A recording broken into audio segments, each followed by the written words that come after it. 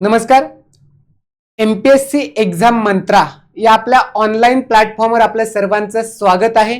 मी JD sir Swapnil Jagdale आणि आपण जे काय आता पेपर झाला रविवारी 17 मेचा गट ब मुख्य एमपीएससी गट ब मुख्यचा, त्याच्यामध्ये अंकगणित आणि बुद्धिमत्ता त्याचा आपण ॲनालिसिस पाहणार आहोत. आता पेपर तसा सोपा होता, म्हणजे 20 मार्कापैकी जवळजवळ 17 ते 18 मार्क आपल्याला पडणं अपेक्षित होतं.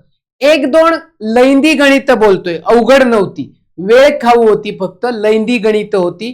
त्या दृष्टीने ते जर सोडले तर सरासरी 17-18 मार्क आपल्याला कव्हर करण्यासारखा पेपर होता. बरोबर आहे.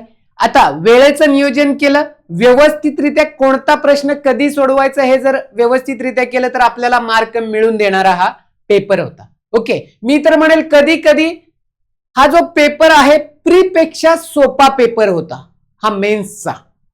ओके, त्या तुलनेमध्ये आता लक्ष द्यायचे जे काही संयुक्त गट ब मुख्य 2025चा, कारण हा पेपर म्हणजे पुढच्या येणाऱ्या एक्झाम साठीचा बेंचमार्क आहे. इथून पुढे आपल्याला अंदाज बांधता येतो कोणत्या टॉपिकवर प्रश्न विचारलाय आणि कशा पद्धतीचा प्रश्न विचारलेला आहे. अतिशय महत्वाचा आहे. आपण पाहूयात, प्रत्यक्ष प्रॉब्लेमला आपण सुरुवात करूयात. आता प्रश्न इथे पहिला, आता जो काही सेट आहे आपल्याकडे अवेलेबल त्याच्यानुसार सुरुवात करणार आहोत की एका टेबलावर ठेवलेल्या प्रकाश चित्राकडे म्हणजे फोटोकडे बोर्ड दाखवून नीता नावाची व्यक्ती आहे, नीता. ओके, तर ती काय म्हटलेली आहे की तिची आई माझ्या आईची एकुलती एक मुलगी आहे. इथे लक्षात घ्यायचं, खरा प्रश्न इथनं चालू होतोय. याचा अर्थ ते प्रकाश चित्र म्हणजे तो फोटो कोणाचा आहे, साध्या सिंपल भाषेमध्ये. ओके, आता एक टेबलावर एक फोटो पडलेला आहे, बरोबर आहे. त्या फोटोकडे बोर्ड दाखवून नीता काय म्हणलाय, तिची आई म्हणजे कोणाची, त्या फोटोमध्ये जी मुलगी आहे तिची आई माझ्या आईची एकुलती एक मुलगी आहे. बरोबर आहे, माझ्या आईची एकुलती एक मुलगी. साहजिकच प्रश्न वाचल्या क्लिक होतोय. कोण असणार आहे ती, आता नीट लक्ष द्या बरं का. आता ही नीता आपण म्हटलं इथे, नीता, बरोबर, नीता, आणि ही नीताची आई.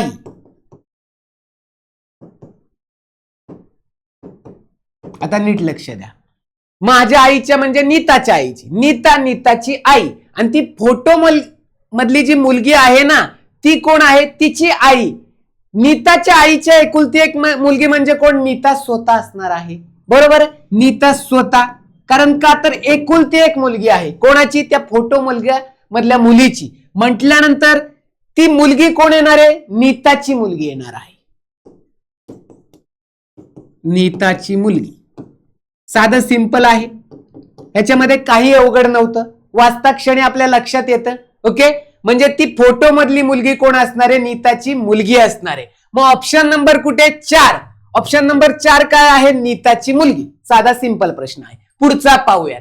आता पुढील पैकी कोणती आकृती चौकोन, आयत व त्रिकोण यामधील संबंध योग्य पद्धतीने दर्शवते. खरं तर आपण आपल्या टेस्ट सिरीज मध्ये अशा पद्धतीचे क्वेश्चन घेतलेले आहेत. आता लक्ष द्यायचे, साधा सिंपल प्रश्न आहे.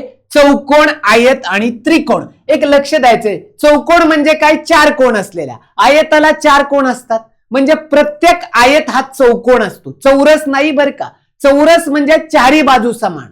आलं लक्षामध्ये. प्रत्येक आयत म्हणजे सर्व आयत काय असतात, चौकोन असतात. म्हणजे सर्व म्हटलं की आतमध्ये येते आयत, आणि चौकोन असतात. हे चौकोन, सर्व आयत चौकोन असतात ह्याचा अर्थ होतो. आणि त्रिकोणाला 3 बाजू, ही आकृती वेगळी असणार आहे, ह्याच्याशी ह्याचा काही संबंध असणार आहे का, नाहीये. त्रिकोण साधं सिंपल आहे. मग अशा पद्धतीची आकृती कुठे दिसते, ऑप्शन नंबर 1. मग ह्याचं उत्तर काय आहे, ऑप्शन नंबर 1. सोपा प्रश्न. पुढचं पाहूयात आपण. आता 3 वर्षाच्या अंतराने जन्मलेल्या 5 मुलांच्या वयांची बेरीज किती आहे, 50 वर्ष आहे. 3 वर्षाचं अंतर आहे प्रत्येकामध्ये. तर सर्वात लहान मुलाचे वय किती, साधा simple, average is equal to total divided by N. A is equal to total divided by N. साधं सिंपल आहे. 3 वर्षाचं अंतर आहे, सेम.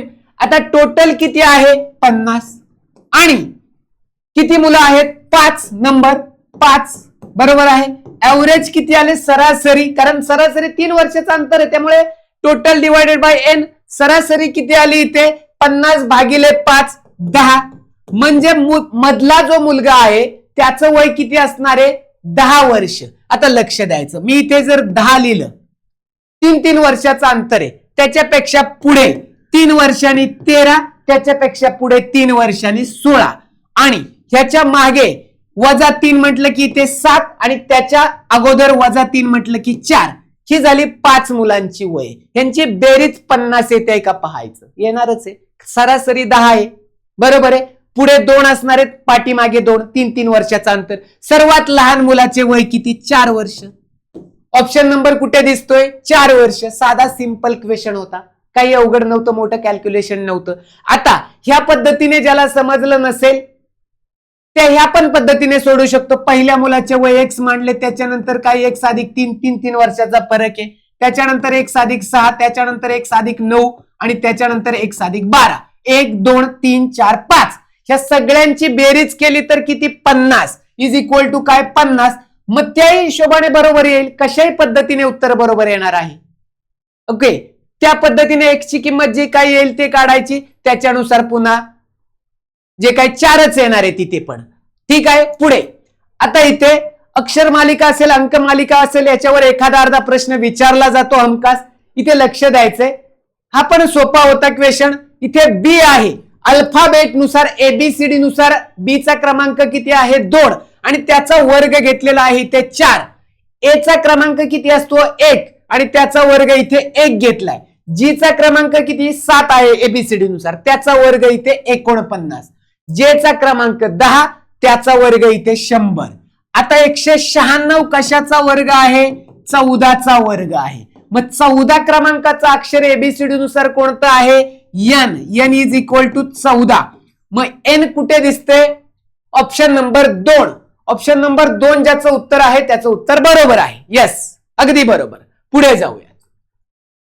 आता काळ, काम, वेग ह्याच्यावर एखाद दुसरा प्रश्न 100% ठरलेला असतो. लेवल थोडी खालीवर असते, त्या हिशोबाने प्रीला म्हटलं तर थोडा सोपा, मेन्सला थोडासा अवघड, पण प्रश्न 100% ठरलेला आहे. आता एक काम, एक पुरुष 3 महिला 4 मुले 96 तासात पूर्ण करू शकतात. हा थोडासा लैंदी प्रश्न होता. हा इथेच स्किप करायचा आणि पुढे जायचं. ओके, कारण हा केव्हा घ्यायचा? शेवटी वेळ उरला तर. नाही तर खूप सारे सोपे प्रश्न आहे ते सुरुवातीला सोडवायचे, आणि जे काय मार्क आहे ते आपल्या, थोडक्यात आपण गावाकडे म्हणतो, पदरात पाडून घेणे मार्क, सोपे सोपे. येस, त्याच हिशोबाने हा लैंदी क्वेश्चन आहे. एक पुरुष मेल 1 मेल प्लस 3 फिमेल महिला प्लस 4, इथे मुलेला आपण चिल्ड्रन्स म्हणूयात, सी इज इक्वल टू काय? 96 तासात. बरोबर आहे. अशा पद्धतीने आपण लिहिले. त्याच्यानंतर तेच काम आहे, तेच काम 2 पुरुष आणि 8 मुले 2 male plus 8 female is equal to काय? किती तासामध्ये करतायत? 80 तासामध्ये. लक्षात आलं असेल, 80 तासामध्ये. बरोबर, तेच काम. आता 2 पुरुष आणि 3 महिला, 2 मेल, बरोबर आहे का? 2 पुरुष मेल प्लस किती? 3 फिमेल किती तासामध्ये? 120 तासामध्ये करतायत. बरोबर आहे. आता एक लक्ष द्यायचंय. आता ह्या सगळ्याचा एलसीएम लसावी काढला. कशाचा? 96 चा, 80 चा आणि 120 चा. सगळ्यात मोठा काय? 120. 120 दुणे 240. 240 ला 8 ने जातोय, 80 ने, 96 ने जातोय का? नाही. मग त्याच्या पुढे 360, परंतु इथे 80 ने जात नाहीये, तो पण नाहीये. 12 चोक 48, 480. मग हा झाला एलसीएम. मग याला 96 ने भाग जातोय, 80 ने जातोय, 120 ने जातोय. 96 चा कितीचा भाग जातोय पाहायचं. कितीचा भाग जातोय? 5 चा भाग घालवण्याचा प्रयत्न. 5 संग 30, बरोबर आहे. हा चाला 3, 9 5 45 आणि 3 48. 480 भागिले 96 कितीचा भाग जातोय? 5 चा भाग जातोय. त्याच्यानंतर 8 सक 48, 6 चा भाग जातोय 80 ने, आणि 12 चोक 48. साधं सिंपल अशा पद्धतीने काढून घेतलं. काय अवघड आहे का इथपर्यंत? एलसीएम पद्धतीने अशा पद्धतीने काढून घेतले. आता नीट लक्ष द्यायचं. इथे किती आहे? 2 मेल 8 फिमेल आणि इथे 6 आहे. बरोबर आहे. आता इकडे लक्ष द्यायचं. ह्याला जर 2 ने भाग दिला आपण, इथे किती येणार? 2 male plus 8 female is equal to किती आहे? 6. लास्टचं घेतलंय कॅल्क्युलेशन कमी करण्यासाठी. आता इथे 2 ने भाग घेतलं तर फक्त मेल म्हणजे 1 मेल अधिक 4 फिमेल इज इक्वल टू 3. आता एक लक्ष द्यायचं बरं का. आता हेच जर आपल्याला ह्या पहिल्यामध्ये 1 मेल अधिक 4 फिमेल, इथे 4 चिल्ड्रन पाहिजे का पाहायचे. इथे सेकंडला काय? 2 पुरुष आणि 8 मुले आहे. इथे चिल्ड्रन पाहिजे. इथे चिल्ड्रन बरोबर आहे. म्हणजे हे चिल्ड्रन येणार आहे. मग 1 मेल आणि 4 मुले, 1 मेल 4 मुले इज इक्वल टू 3. बरोबर आहे. मग ते पहिल्या याच्यामध्ये टाकलं.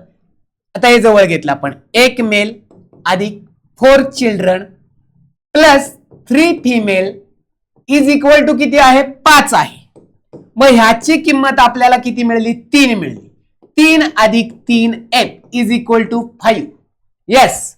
आता 3f is equal to 5 minus 3 म्हणजे 3f इज इक्वल टू काय? 2. मग f इज इक्वल टू काय मिळालेले आपल्याला? 2/3.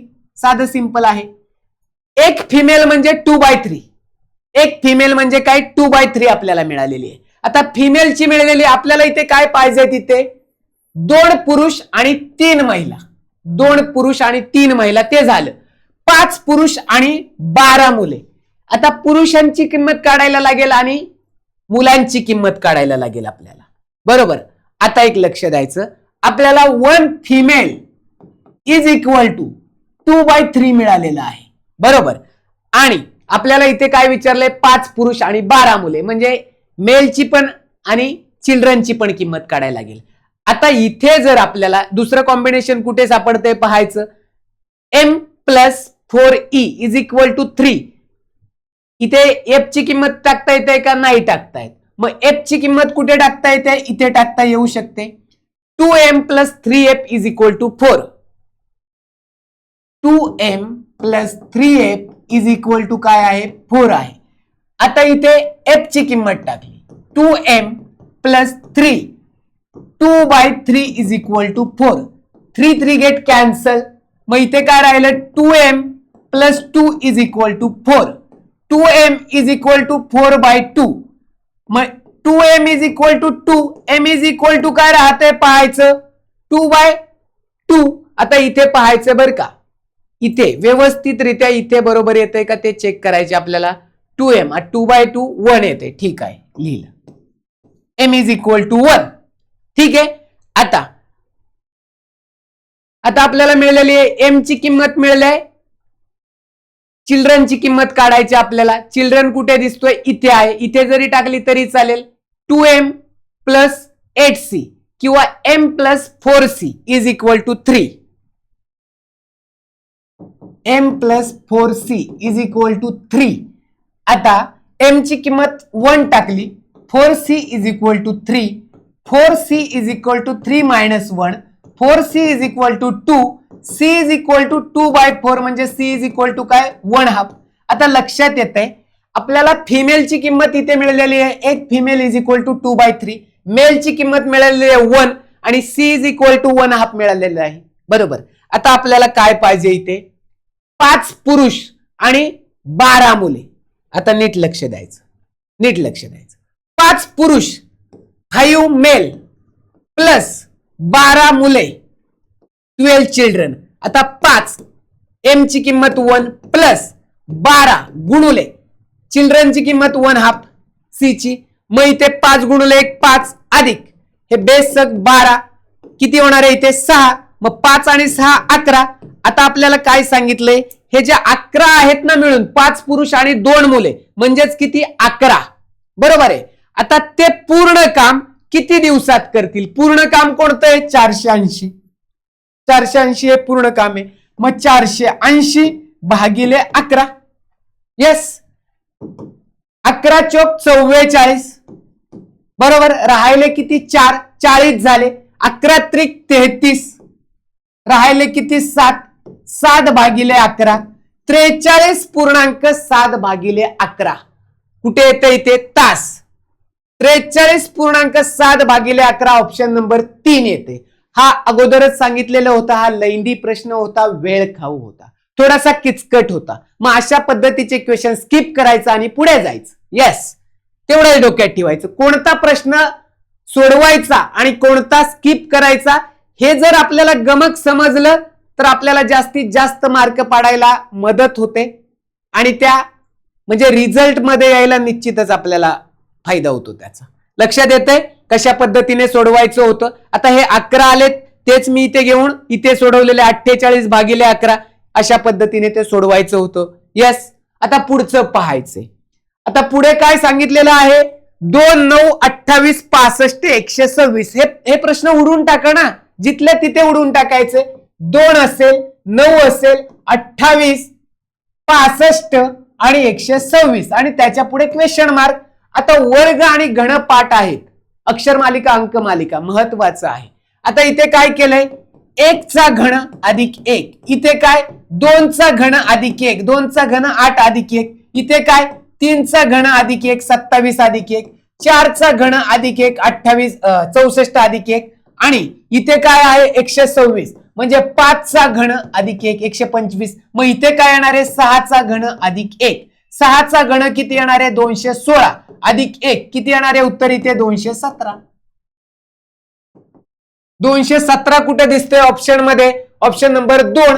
ऑप्शन नंबर 2 ज्याचं उत्तर आहे त्याचं उत्तर बरोबर आहे. यस, समजलंय, काही अवघड नव्हतं याच्यामध्ये. पुढचं, आता हा पण सोपा क्वेश्चन होता. पुन्हा एकदा प्रश्न लिहूयात. 5, 6, 7, 12, 9 त्याच्यानंतर 18, 11, 24, 13, 30 आणि पुढे काय आहे 2 वेळा क्वेश्चन मार्क आहे.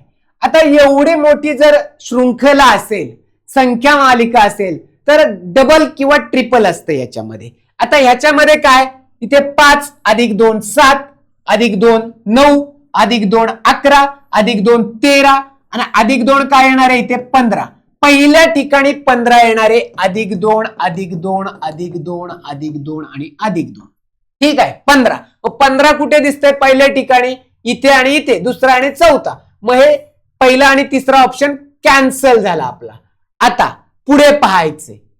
6 अधिक 6 12 अधिक 6 18 अधिक 6 24 अधिक 6 30 आणि अधिक 6 काय येणार आहे 36. 15 आणि 36 अधिक 6 अधिक 6 अधिक 6 अधिक 6 अधिक 6. सोपी मालिका होती, काही अवघड नव्हते. 15 आणि 36 ऑप्शन नंबर 4. ऑप्शन नंबर 4 ज्याचं उत्तर आहे त्याचं उत्तर बरोबर आहे. अगदी सोपं होतं. पुढे आता नाते संबंध याच्यावर एकाच टाईपवर 2 क्वेश्चन विचारलेत बुद्धिमत्तेचे. साधा सोपा होता. स्वराकडे बोट दाखवत अमित म्हणाला, काय म्हणालाय, हिचे वडील म्हणजे स्वराचे वडील माझ्या आईच्या बहिणीचा मुलगा आहे. म्हणजे कोणाच्या, अमितच्या आईच्या बहिणीचा मुलगा. साधं सिंपल आहे. म्हणजेच का आईच्या बहिणीचा मुलगा म्हणजे कोण, मावशीचा मुलगा. म्हणजे अमितचा मावस भाऊ लागणारे स्वराचे वडील. मग अमितचे स्वराशी नाते काय, आता लक्षात येतं भावाची मुलगी म्हणजेच काय ती आपल्याला काका म्हणणार आहे. साधं सिंपल आहे. इंग्लिशमध्ये कझिनच बोललं जातं. मावस भावाची मुलगी कोण, स्वरा आहे. मग अमितचे नाते काय, काकाचे नाते आहे. साधं सिंपल आहे, काहीच अवघड नाहीये. काका ऑप्शन नंबर 1. जर इथे समजून घ्यायचं असेल तर इकडे लक्ष द्यायचे. अमित, इथे काय येणार आहे अमितची आई, अमितची आई बरोबर आहे. आता अमितच्या आईच्या बहिणीचा मुलगा म्हणजेच कोण, अमितची मावशी, अमितची मावशी. आणि त्या मावशीचा मुलगा कोण येणार आहे, ते स्वराचे वडील, स्वराचे वडील जो अमितचा मावस भाऊ लागणार आहे. आणि ती कोण आहे, ह्याची मुलगी आहे स्वरा. आलं लक्षात. मग ह्या स्वराचं आणि ह्या अमितचं नातं काय, अमितचं नातं स्वराशी कशाचं, काकाचं नातं आहे. हा मावस भाऊ लागणार आहे, मावशीचा मुलगा म्हणजे काका. लक्षात आलं. काका. Option number 1. ठीक आहे. ओके. अशा पद्धतीचे प्रश्न चुकले तर आयोग आपल्याला काका बनवेल. आपण म्हणतो ना मामा बनवतो. आलं लक्षामध्ये. तर प्रश्न चुकायचे नाहीयेत. आता एका सांकेतिक लिपीत वतन, वतनला काय म्हटलेलं आहे पाहायचं. ते वतन, वतनला काय म्हटले, हे स्टार अशा पद्धतीचं चौकोन आणि ते हे अशा पद्धतीचं स्वस्तिक. आणि नगर, नगरला काय म्हटलंय, चौकोन, गोल आणि त्रिकोण. हा आहे ना 8वीच्या स्कॉलरशिपच्या पुस्तकातला प्रश्न आहे. बरेचसे प्रश्न याच्यातला 8वीच्या स्कॉलरशिप शिष्यवृत्तीचं पुस्तक आहे तसा प्रश्न आहे. आता लक्ष द्यायचं. आता पाहायचे आपल्याला विचारलंय गवत, गवत. आता गवत मध्ये लक्ष द्यायचं. आता हा न आणि इथे पण न आहे, परंतु गवत या शब्दामध्ये न आहे का, नाहीये. म्हणजे इथे हा चौकोन आहे, इथे पण चौकोन आहे, म्हणजे उत्तरात चौकोन नाही पाहिजे, कारण गवत मध्ये न नाहीये. आता लक्ष द्यायचं. इथे चौकोन आहे, इथे पण चौकोन आहे, इथे पण आहे, इथे पण आहे. म्हणजेच काय, हा प्रश्न रद्द होणार आहे, कॅन्सल होणार आहे. हा प्रश्न रद्द व्हायला पाहिजे. आता पहिल्या आन्सर की नुसार कदाचित, कदाचित ते उत्तर वेगळं देऊ शकतात. काही वेळेस काय होतं, पहिल्या आन्सर कीला ते नाही चेंज करत.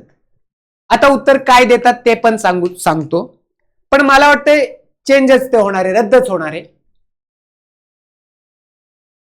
कारण ते लॉजिक बसत नाहीये. इकडे लक्ष द्यायचं. आता त्यांनी जर हा वत आणि इथे वत आहे म्हटल्यानंतर आणि त्याच्यानंतर काय त, व त आणि ग, आता त्या हिशोबाने जर घेतलं त्यांनी तर ह्याला 2 स्टार आणि हे व त ला म्हटलं स्टार आणि त्रिकोण.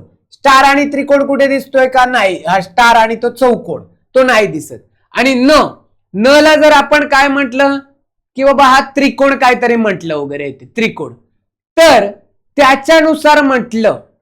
आता इथे नच आहे म्हटल्यानंतर जर का व त म्हटल्यानंतर ह्याच्यापैकी 2 अक्षरं घेतली, या स्वस्तिक आणि ह्या स्टार आणि त्या त्रिकोणापैकी हे घेतलं आणि न, तर हा तिसरा ऑप्शन ते देऊ शकतात पहिल्या आन्सर की नुसार. परंतु हा प्रश्न रद्द होईल, रद्द होईल. ओके. पुढचं. आता वृत्तालेख मेन्सच्या दृष्टीने खूप महत्वाचा आहे.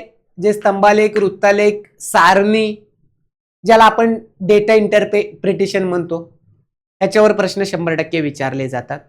आलेख. आता वृत्तालेख वर काय विचारलाय, साधा सिंपल प्रश्न आहे. काय वृत्तालेखाचा अभ्यास करायचे, पुस्तक प्रकाशित होणारे विविध खर्च दिलेला आहे. कशासाठी दिलाय, रॉयल्टी दिलाय, बाइंडिंग दिलाय, बढती दिलाय, छपाई दिलाय, वाहतूक दिलाय, कागद दिलाय. आणि देताना ते पर्सेंटेज मध्ये दिले, म्हणजे 100% पैकी दिलेलं आहे. आणि वर्तुळ हे 360 अंशाचं असतं. आपल्याला विचारलाय केंद्रीय कोण. आता बाइंडिंग साठी झालेल्या खर्च, बाइंडिंग साठी किती दिलंय, 20% दिलेलं आहे. म्हणजे 100 पैकी किती, 20. बरोबर आहे. आणि तर आपल्याला विचारलंय केंद्रीय कोण, म्हणजे वर्तुळ पूर्णपणे 360चं असते, मग 360 पैकी 1 अंश. 100 पैकी 20 आहे बाइंडिंग, मग 360 पैकी किती, एवढंच. आता हा शून्याला हा शून्य गेला, इथे पण आपण घालू शकतो. बरोबर आहे की ह्या शून्याला ह्या शून्य, मग 2 गुणिले 36 इज इक्वल टू काय, एक्स, मग 72 अंश. एक्स इज इक्वल टू काय, 72. 360 पैकी किती, 72. Option number 1. ऑप्शन नंबर 1 एवढं सोपं होतं, काही अवघड नव्हतं. ओके. पुढे पुढचा प्रश्न पाहायचे. 5चा 5वा घात या संख्येस 4 ने भागल्यास बाकी किती. साधं सिंपल आहे, घातांक या चॅप्टरवर आहे. आता 5चा 5वा घात काढायचं म्हटलं तर 5चा पहिला 5, 5चा दुसरा म्हटलं तर 25, 5चा तिसरा म्हटलं तर काय 125, आणि 5चा चौथा म्हटलं तर काय, ह्याला परत 625, आणि 5चा 5वा म्हटलं तर 5 5 25, हातचाला 2, 5 दुणे 10, 2 12, हातचाला 1, 5 संग 30, 30 आणि 1 31, 3125. ह्याला 4 ने भागायचे, 3125 ला 4 ने भागायचे. आता कितीचा भाग जातोय, 4 7 28, राहिले किती 3 32, पुन्हा एकदा 4 8 32 चा 4 7 28, राहिले 3 4 8 32, ओके, पूर्ण भाग जातोय, 5 घेतले, 4 एके 4, मग बाकी किती राहते? 1, बाकी 1 राहते, बाकी 1. त्याचं उत्तर किती? Option number 2. आता ह्या 5ला जरी आपण 4 ने भागलं तरी बाकी 1 राहते, 25ला जरी 4 न भागितलं तरी बाकी 1 राहते, 125ला 4 न भागितलं तरी बाकी 1. ह्याला कशाला आहे? आपण फक्त जे माहिती आहे त्याला जरी भागितलं तरी बाकी 1च राहणार आहे. जरी हे सगळं काय करत नाही बसलं, डिरेक्टली ह्यालाच भागिले 4 केलं, बाकी 1च राहते. पुढचं, जर 2 रुपये व 5 रुपये यांची नाणी काय आहे? 3:2 या प्रमाणात आहेत. किती? 3x अधिक 2x अशा प्रमाणात आहेत. ही कशाची आहे? 3x, हे 2 रुपयाची नाणी आहे. आणि ही कशाची नाणी आहे? हे 2x आपण मानतो त्याला कशाला? 5 रुपयाची नाणी आहेत. हे 3x आणि 2x ही काय आहे? नाण्यांची संख्या. किती रुपयाच्या? 2 रुपयांच्या. ही 5 रुपयांच्या. किती आहेत? 320 रुपये. आता हे 2 रुपये 5 रुपये हे सगळे रुपयात आहे, पैशामध्ये आहे का? नाहीये. हे 320 हे सुद्धा रुपयामध्ये, कन्व्हर्जनचा काही प्रश्नच राहत नाहीये. एकूण रकमेत 2 रुपयाची नाणी, 2 रुपयाची नाणी किती मांडलेलं आहे आपण? हे 3x आणि 5 रुपयाची नाणी 2x अशा पद्धतीने. 2 रुपयाची आहेत म्हणून 2 ने गुणले, 5 रुपयाची म्हणून 5 ने. एकूण किती? 320 रुपये. मग 3 दुणे हे 6x अधिक 5 दुणे 10x इज इक्वल टू 320. 10 आणि 6 16, 16x is equal to 320. x is equal to 320 भागिले 16. x इज इक्वल टू 16 दुणे 32. आता x ची व्हॅल्यू मिळाली, आपल्याला विचारलंय 2 रुपयांची नाणी. 2 रुपयांची नाणी किती? 3x. मग 3 गुणुले 20, 2 रुपयांची नाणी 60. 60 कुठे येते? Option number 3. जर 5 रुपयाची नाणी विचारली असती तर 2x, 2 गुणुले 20 आलं असतं 40. आलं लक्षामध्ये? इथे असेल ऑप्शन, पण विचारलंय काय आपल्याला? 2 रुपयाची. नीट लक्ष द्यायचं, 40 पण ऑप्शन आहे. Option number 3. सोपा प्रश्न होता हा. आलेखावर प्रश्न होता हा, दिसत असेल इथे. पृथ्वीवरून नामशेष होणाऱ्या मार्गावर काही प्राण्यांच्या प्रजाती आहेत, त्यांचं इथे अंदाजित किमान आणि कमाल संख्या आकडेवारी दिलाय. रायटर्स ही वृत्तसंस्था आपल्याला माहिती आहे, त्याने स्तंभालेख आहे हा. ओके, स्तंभालेख. मागचा होता तो वृत्तालेख होता, स्तंभालेख जोड स्तंभालेख आहे. आता सुरुवातीला काय दिलंय? हा जो ब्लँक आहे ना, तो कशाचा दिलेला आहे? रेड उल्फ म्हणून दिलेला आहे, लांडगा. त्याच्यानंतर हा सेकंड नंबरच्या ज्या लाइनिंग आहेत आडव्या, त्याला पुपेटो, ऑरेंज, बिल्डेड, पॅरोट, पोपट, तांबडा पोपट. आणि ह्या उभ्या लाइनिंग आहेत तिसऱ्या नंबरचा कॉलम, त्याला दिलेला आहे स्नेक, ऑर्नेट ग्राउंड स्नेक, सरपटणारा साप. लक्षात आला असेल. आता हे जे पहिले 3 कॉलम आहेत ते मिनिमम आहेत, कमीत कमी, आणि हे मॅक्झिमम आहेत. पहिल्यांदा लांडगा, त्याच्यानंतर काय? पॅरोट, आणि त्याच्यानंतर काय? साप. बरोबर आहे. लाल लांडगा पहिला, त्याच्यानंतर काय? तांबडा पोपट, आणि त्याच्यानंतर काय? हा साप, ग्रीन ऑर्नेट ग्राउंडेड साप, सरपटणारा ग्राउंडेड काय असेल ते. आलं लक्षामध्ये? हे कमाल आहे. हे अंदाजित किती आहे? इथे 20 दिले फॉर एक्झाम्पल, हे अंदाजित 20 आहे पहिल्या ठिकाणी, आणि इथे 30 आहे. यांची सरासरी घेतली 30 आणि 20, यांची सरासरी किती होते? 50. 50 भागिले 2, 50 भागिले 2 सरासरी होते 25. लाल लांडग्याची विचारले काय? किमाल व कमाल संख्या यांची सरासरी घ्यायचे, आणि कोणत्या प्रजातीची सर्वात कमी भरेल सरासरी. सरासरी म्हणजे काय? Total divided bye n. बरोबर आहे. कमाल आणि किमाल हे अंदाजित आहे. आता सेकंड टायमिंगला काय आहे? तांबडा पोपट, त्याची काय आहे? इथे 20, आणि हे 30 पेक्षा कमी आहेत अंदाजित, 25 घेतले. 30 आणि 25 फॉर एक्झाम्पल घेतले. 30 पेक्षा 20 आणि 25, 20 आणि 25 45 भागिले 2 केलं, अंदाजित आहे बर का. मग 45 भागिले 2 किती येते? 22.5 ह्याची सरासरी. आणि त्याच्यानंतर हे तिसरं आहे ते साप. साप इथे 10 आहे, आणि इथे किती? 50. 10 अधिक 50 किती होते? 60. मग 60 भागिले 2 किती येते? 30. आता विचारलंय काय आपल्याला की सर्वात कमी सरासरी. इथे आहे 25, त्याच्यानंतर 22.5, आणि त्याच्यानंतर 30. मग सर्वात कमी म्हटलं तर 22.5 आहे. ती कशाची आहे? तांबडा पोपट. मग कुठे येते? भगव्या पोपट किंवा तांबडा पोपट, ऑप्शन नंबर 2 त्याचं उत्तर आहे. सोपं होतं, काही अवघड नव्हतं. येस, पुढे. आता पुढचा प्रश्न, जर एक वर्तुळ एबीसीडी या जो काय आयत आहे त्याच्या सर्व शिरोबिंदूमधून जाते, आयताची लांबी 8 सेमी आणि रुंदी 6 सेमी असेल तर वर्तुळाची त्रिज्या. साधा सिंपल आहे, प्रश्न समजून घ्यायचे.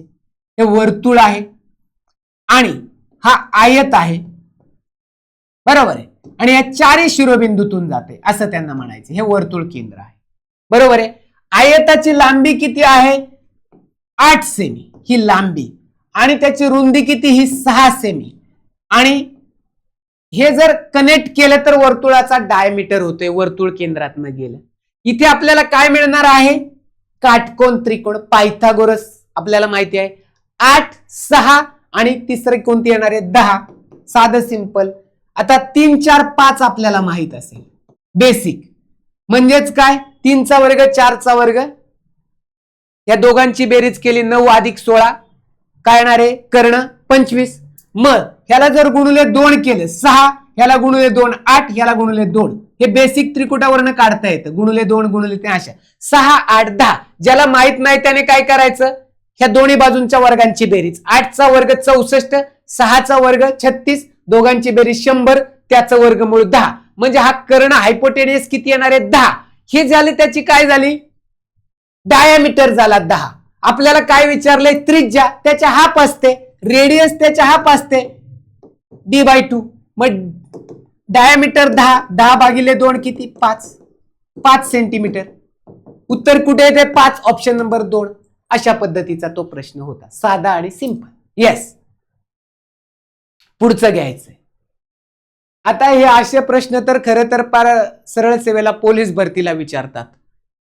आता हे 225 आहे ना इथे, ह्याचा वर्गमूळ काय आहे? 15. मग हे 15 अधिक 154 केलं तर किती येत आहेत? 169. मग ते वर्गमुळात आहे, मग ह्याचं वर्गमूळ येते 13. मग 108 अधिक 13 काय येतं? 121. मग ते वर्गमुळात आहे, त्याचं वर्गमूळ येते 11. मग 25 अधिक 11 36 येते. मग ते वर्गमुळात 36 म्हणजे 6. मग 10 अधिक 6 16. मग वर्गमुळात 16 म्हणजेच काय? 4. त्याचं उत्तर काय येणार आहे? 4. साधं सिंपल होतं, काय अवघड होतं का?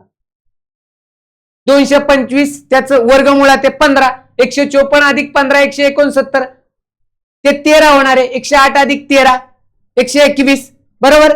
मग ते 11 होणार. मग 25 अधिक 11 36. मग वर्गमुळात 36 म्हणजे 6. 10 अधिक 6 16, वर्गमुळात 16 म्हणजे 4. साधं सिंपल आहे, ऑप्शन नंबर 1. पुढचा सोडवायचे. आता इथे तर काय झाले, अशा पद्धतीचे प्रश्न आहेत ना, ट्रिक्स वर सोडवतात लगेच.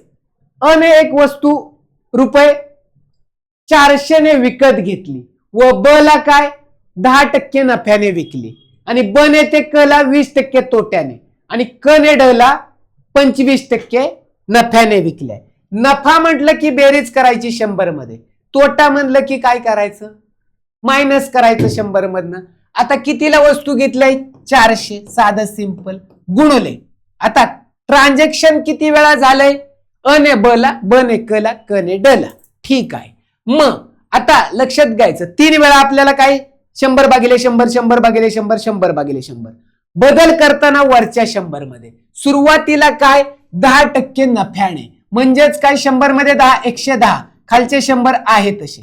गुणुले सेकंड टायमिंगला काय? 20% तोट्याने, वरच्या 100 मधनं 20 मायनस 80, 80 भागिले 100, खालच्या 100 ला हात लावायचा नाही. गुणुले 3 वेळा ट्रान्झॅक्शन झाले म्हणून 3 वेळा लिहिणार आहे. गुणुले काय? क ने ड ला 25% नफ्याने, नफा म्हटलं की 100 मध्ये 25 मिळवायचा, 125, खालचा 100 आहे तसा. 3 वेळा ट्रान्झॅक्शन झालेला आहे. आता शेवटी नवीन किंमत काय?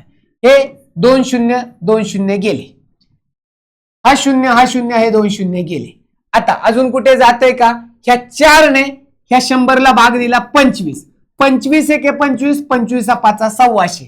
आता इथे 11 राहिले, 5 8 40, 11 गुणुले 40, 11 चोक 44, 440. शेवटी किंमत किती राहणार आहे? 440.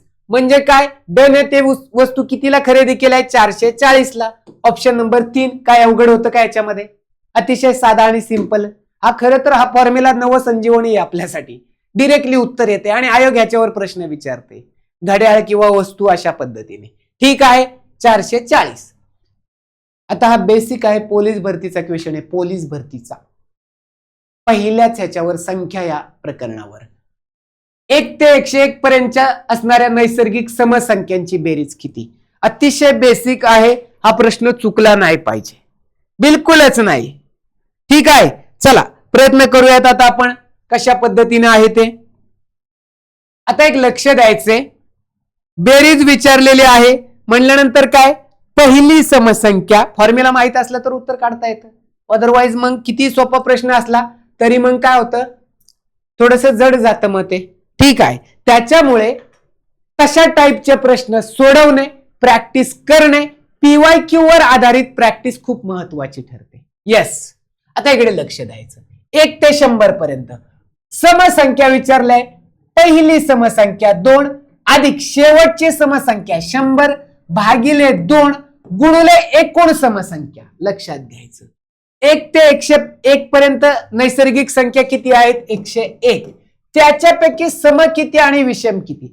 101 ला जर भागिले 2 केलं तर किती राहत आहेत, 50चा भाग जातोय, बाकी 1 उरते. मग 50. आता 1 आणि 101 काय आहेत, दोन्ही पण विषम संख्या आहेत. मग 50 अधिक 1 51.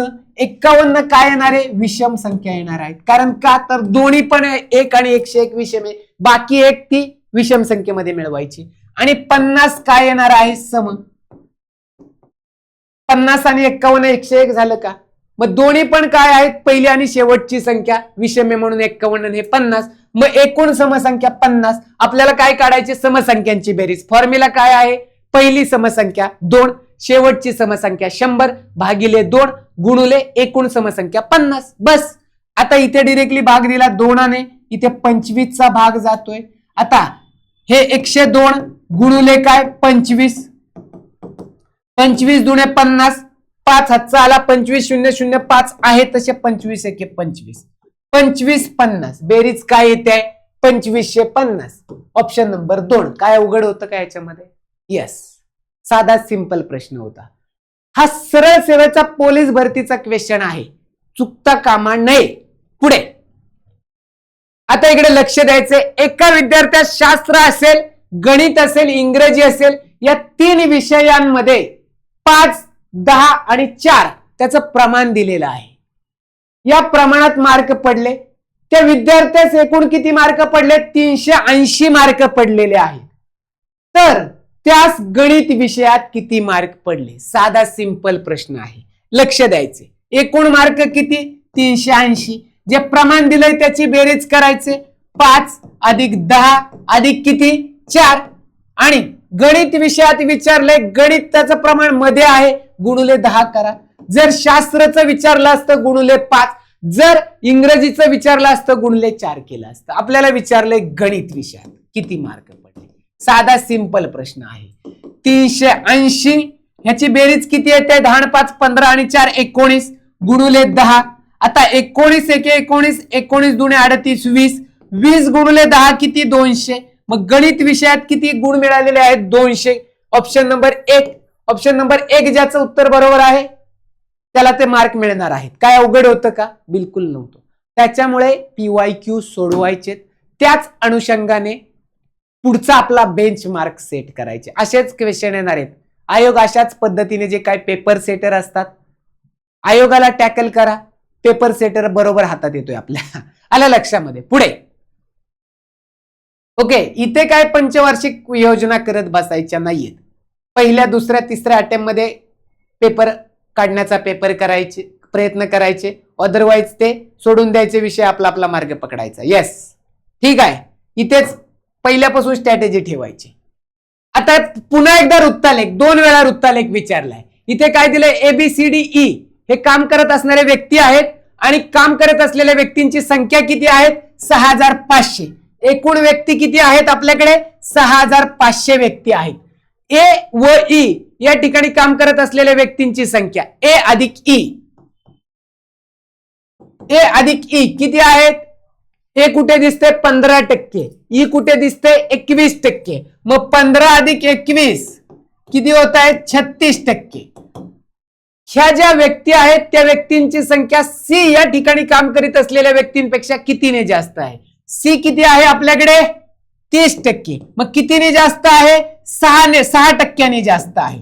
36 वजा 30 6% जास्त आहे. मग कितीने? व्यक्तींपेक्षा किती जास्त आहे? आपल्याला इथे टक्क्यामध्ये दिलंय ए अधिक ई 36%, सी 30%, 6%. मग 6500च्या किती एकूण आहे? 6500 त्याच्या 6%. टक्के म्हणजे भागिले 100. या 2 शून्यला 2 शून्य गेले. 65 गुणिले 6 6 35 हाताला 3 6 6 36 आणि 3 39 390 उत्तर आहे त्याचं. ऑप्शन नंबर किती? 2. ऑप्शन नंबर 2 ज्याचं उत्तर आहे त्याचं उत्तर अगदी बरोबर आहे. सोपे वृत्तालेख विचारले होते दोन्ही पण. बिलकुल कॉम्प्लिकेटेड नव्हते, काही नव्हते, अतिशय सोपे होते. आता पुढे लक्ष द्यायचे. आता हे बोट आणि प्रवाह, आता रेल्वे काळ काम याचे प्रीला विचारलात, मेन्सलाही विचारतात, परंतु बोट आणि प्रवाह थोडा दुर्लक्षित असलेला आहे. पण हा पण सोपा क्वेश्चन आहे, काही अवघड नाहीये. ओके, लक्ष द्यायचे, कारण आयोगाला आता प्रश्न विचारायचे कुठले, कोणत्या टॉपिकवर विचारायचे. मग आयोग अशा पद्धतीने क्वेश्चन विचारलं जातं. आता बोट आणि प्रवाह, एक बोट 36 किलोमीटर प्रवास करण्यासाठी प्रवाहाच्या दिशेने 6 तास घेते. आता प्रवाहाच्या दिशेने आपण एक्स मांडलं, किती एकूण अंतर डिस्टन्स 36, किती वेळ घेते? 6 तास. मग 36 भागिले 6 किलोमीटर पर आवर. वेग किती आहे प्रवाहाच्या दिशेने? एक्स.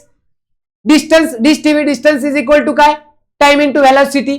मग व्हेलॉसिटी किती येते? प्रवाहाच्या दिशेने एक्स मांडली 6 किलोमीटर पर आवर, आणि प्रवाहाच्या दिशेने आपण जर वाय मांडली तर किती? प्रवाहाच्या विरुद्ध दिशेने अंतर तेच राहणार आहे 36, आणि किती? 9 तास घेते. मग 36 भागिले 9 किती? 4 किलोमीटर पर आवर. आता प्रवाहाच्या दिशेने गती किती आहे? 6 किलोमीटर पर आवर. प्रवाहाच्या विरुद्ध दिशेने 4 किलोमीटर. आपल्याला माहिती आहे विरुद्ध दिशेने कमीच गती असणार आहे. मग बोटीची स्थिर प्रवाहातील गती काही नाही, साधं सिंपल आहे. प्रवाहाच्या दिशेची गती अधिक विरुद्ध दिशेची गती भागिले 2 करायचे, सरासरी गती. मग ही किती आली आहे? 6 अधिक 4 भागिले 2, 6 4 10 भागिले 2 किती येते? 5 किलोमीटर पर आवर. उत्तर किती पाहिजे? 5 किलोमीटर. बोटीची स्थिर प्रवाहातील गती किती? 5 kilometre per hour. Option number 1. अशा पद्धतीने तो सोडवायचा होता. प्रवाहाच्या दिशेने गती काढली विरुद्ध दिशेने, त्याची बेरीज करायची भागिले 2 सरासरी. संत पाण्यातील गती 5 किलोमीटर पर आवर. पुढे आता एका हॉलची लांबी 15 मीटर, रुंदी 12 मीटर आहे. हॉलच्या तळाचे आणि छताचे क्षेत्रफळाची एकूण बेरीज. आता लक्ष द्यायचे, हॉलचा जेवढा तळ असेल तेवढंच त्याचा काय असणार आहे? म्हणजे तळ असेल आणि छत तेवढंच असणार आहे. क्षेत्रफळ काय सेम असणार आहे ना, तळाचं जेवढं असेल तेवढंच, त्याची बेरीज करायची. आता आयताकृती आहे, लांबी गुणिले रुंदी, बरोबर आहे. मग एकदाच काढा, त्याची दुप्पट करा. बेरीज म्हणजे आता छताचे व तळाचे एकत्रित क्षेत्रफळ, मी काय लांबी गुणिले रुंदी त्याची दुप्पट करतो. 2 L इंटू बी. 2 लांबी किती आहे? 12 आणि रुंदी किती आहे त्याची? 12 आणि 15, ठीक आहे, काय असेल ते. 2 12 गुणिले 15 किती? 15 दुणे 30, 15 की 15 3 18, 180. 18 दुणे 36, 360, जे काय मीटर स्क्वेअर. एकत्रित बर का. तळाचं क्षेत्रफळ 12 गुणिले 15, तळाचं येणार आहे 180 आणि छताचं सुद्धा तेवढंच 180. 180 अधिक 180 360. मी फक्त दुप्पट केलंय, 2 वेळा घ्यायचे. त्यांची बेरीज काय येणार आहे? 360 एकत्रित. ते काय आहे? 4 भिंतींच्या क्षेत्रफळाच्या बेरजे इतके असेल तर हॉलचे घनफळ.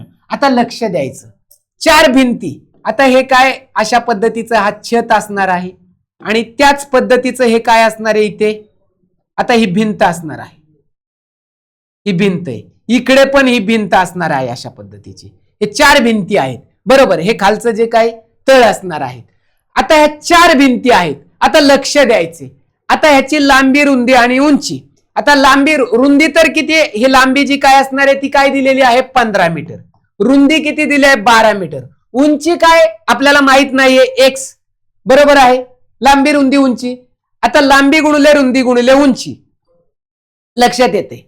आता इकडल्याचं काय, फॉर एक्झाम्पल ह्याची लांबी आणि रुंदी काढली, ह्याची लांबी रुंदी ह्याची, असे 4 वेळा येणार आहे. 4 वेळा. मग ह्याचं एकत्रित 4 भिंतींचं क्षेत्रफळ, 4 भिंतींचं क्षेत्रफळ, क्षेत्रफळ काय येणार आहे, 2 गुणुले, इकडे लक्ष द्यायचं, 2 गुणुले, आता एक्स ह्या आयत होणार आहे. मग एक्स 2 वेळा हे होणार आहे, इकडे आणि इकडली बाजू 2 वेळा. मग 2 वेळा एल इंटू बी म्हणजे 12 गुणुले एक्स. बरोबर आहे, 12 गुणुले एक्स करतो मी इथे. आणि अधिक 2 वेळा इकडली बाजू आणि समोरची बाजू म्हणजे 15 गुणुले एक्स. उंची माहित नाही ती एक्स मांडली म्हणजे 15 गुणुले एक्स. ओके, इथे काय येणार आहे 2. 12 गुणुले एक्स म्हणजेच काय येणार आहे 12 एक्स, 12 दुणे 24 एक्स, अधिक 15 एक्स, 15 दुणे 30 एक्स म्हणजेच 30 आणि 24 काय 54 एक्स. म्हणजे 4 भिंतींचं क्षेत्रफळ 54 एक्स आणि छताचं आणि हॉलचं एकत्रित 360 ह्याची इज इक्वल टू आहे. बरोबर, हे एकत्रित बेरीज आणि हे इक्वल टू आहे. म्हणजेच काय, हे 54 एक्स इज इक्वल टू काय सांगितलंय 360 असं त्यांचं म्हणणं आहे. एक्स इज इक्वल टू 360 भागिले 54. एक्स इज इक्वल टू 9 चोक 36 आणि 9 सक 54, 40 भागिले 6 म्हणजेच काय 20 भागिले 3. उंची किती येणार आहे 20 भागिले 3. लक्षात येतंय, उंची येणार आहे 20 भागिले 3. आता आपल्याला लांबी रुंदी आणि उंची मिळालेली आहे. लांबी किती आहे 15 मीटर, उंची आहे रुंदी आहे 12 मीटर आणि उंची मिळाले एक्स 20/3 असेच ठेवा मीटर. आता हॉलचे घनफळ काय येणार आहे लांबी गुणुले रुंदी गुणुले उंची LBH. लांबी किती आहे 15, रुंदी किती आहे 12 आणि उंची काय आहे 20/3. 3 एके 3, 3 चोक 12, 15 गुणुले 80, 20 गुणुले 4 80, 15 गुणुले 8, 15 8 200 आणि हे 1200. हॉलचे घनफळ किती येते 1200 मीटर क्यूब. 1200 कुठे येते ऑप्शन नंबर 3. अशा पद्धतीने ते सोडवायचं होतं. जॉमेट्री खूप महत्वाचं आहे, सूत्र माहित असणं गरजेचं आहे. ह्याच्यावर मेन्सला 2 क्वेश्चन 100% असतात आणि प्रीला सुद्धा एखाद दुसरा क्वेश्चन ठरलेला आहे. त्याच्यामध्ये बेसिक कन्सेप्ट क्लिअर करायचे, सूत्र माहित असणं. खूप कमी सूत्र आहेत, एक 5-6 सूत्र आहेत. म्हणजे तुमचं क्षेत्रफळ घनफळाचे, इष्टिकाचिती असेल, घन असेल, शंकू असेल, वृत्तचिती असेल, सिलेंडरला वृत्तचिती बोलतो आपण, अजून गोल असेल, अर्धगोल असेल, हे 5-7 सूत्र आहेत त्याचे. म्हणजे डबल घ्या क्षेत्रफळ घनफळ 10-12 सूत्र, ह्याच्या पलीकडे काही नाहीये. आणि हे त्रिकोण चौकोन आयत ह्याचे सगळे आपलं पाठच असणं गरजेचं आहे. जर सूत्र पाठ नसतील तर उत्तरच निघणार नाहीये. त्याच्यामुळे जॉमेट्री सुद्धा पार्ट करायचे खूप महत्वाचं आहे. ठीक आहे, पुढचं घ्यायचे. आता लास्ट क्वेश्चन पाहायचं आपल्याला. बरोबर, आता एक विशिष्ट काम पूर्ण करण्यास मोहनला 15 दिवस लागतात, तेच काम करायला रोहनला 12 दिवस लागतात आणि समीरच्या मदतीने त्यांनी ते काम 4 दिवसात, म्हणजे तिघे मिळून किती दिवसात 4 दिवसात केलेलं आहे. तर एकट्या समीरला ते काम पूर्ण करायला किती दिवस लागतात. आता इकडे लक्ष द्या, काळ काम विवेकवर सुद्धा 2 प्रश्न विचारलेले आहेत. इकडे लक्ष द्यायचं. काय, मोहनला 15 दिवस, मोहनला किती दिवस 15 दिवस. त्याच्यानंतर काय तेच काम आहे रोहनला 12 दिवस लागतात. रोहनला किती 12 दिवस आणि समीरच्या मदतीने म्हणजे तिघे मिळून मोहन, रोहन आणि समीर, यस, तिघे मिळून किती दिवसामध्ये 4 दिवसामध्ये करतात. आता ह्या तिघांचा जर लसावी काढला 15, 12 आणि 4, सगळ्यात मोठी कोणती आहे 15, 15 दुणे 30, पण 12 आणि 4 ने जातोय का 15 त्रिक 45, नाही 15 चोक 60, तिघांनी भाग जातोय. एलसीएम किती आला 60 आला, एलसीएम आला 60. लक्षात येते. आता 15 गुणुले 4 किती 60, 12 गुणुले 5 60 आणि 4 गुणुले 15 अशा पद्धतीने. आता नीट लक्ष द्यायचं. 4 5 15. आता एकट्या समीरला ते काम पूर्ण करण्यास किती दिवस लागतील समीरला, बर का. आता लक्ष द्यायचं, ह्या दोघांनी मिळून हे कोण मोहन आणि रोहन 4 अधिक 5 किती काम केले 9. मग समीरला काम किती राहिले, समीर हे तिघे मिळून किती करतायत मोहन, रोहन आणि ते काय कोण आहे तो समीर, तिघे मिळून 15. या दोघांनी मिळून 9 केलं, मग तिघांचं 15 वजा 9 केलं दोघांचं काम, तर काम किती शिल्लक राहतंय? फक्त 6 काम शिल्लक राहते. आलं लक्षामध्ये? मोहन आणि रोहन या दोघांनी 4 अधिक 5 9 आणि तिघांनी 15, मग 15 मधनं 9 गेले, 6 काम शिल्लक राहते. आता टोटल काम किती आहे? 60. मग 60 भागिले जर एकटा राहिलेलं काम 6, मग किती? 60 भागिले 6 10. मग एकटा जो समीर आहे तर त्याला किती दिवस लागतील? 10. हे शॉर्ट ट्रिक्स मध्ये आहे. 10 कुठे येते? Option number 1. अशा पद्धतीने ते सोडवायचं होतं. यस, अशा पद्धतीने हा सगळा आपला पेपर होता. ओके, तर सांगायचा मुद्दा की पेपर अतिशय सोपा होता. पेपरला 17-18 मार्क आपल्याला आले पाहिजेत. एक 2-3 मार्क सोडून द्या, वेळ नसतो, वेळेचं नियोजन नसतं. परंतु